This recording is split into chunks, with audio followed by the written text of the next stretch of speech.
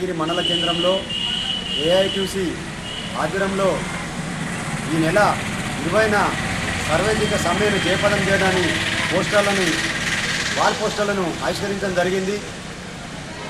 కేంద్ర రాష్ట్ర ప్రభుత్వాలు కార్మికుల మీద అవలంబిస్తున్న విధానాల మీద 4 లేబర్ కోడ్లని తీసుకురావడం జరిగింది. కార్మికులకు వ్యతిరేకంగా 4 లేబర్ కోడ్లను కేంద్ర ప్రభుత్వం మోడీ ప్రభుత్వం తీసుకురావడం జరిగింది.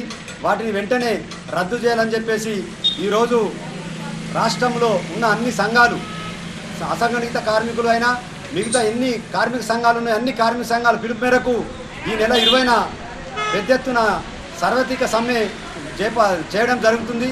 దీనికి కార్మికులు పెద్ద ఎత్తున జయప్రదం చేయాలని కోటగిరి మండల కమిటీ పిలిపించడం జరుగుతుంది.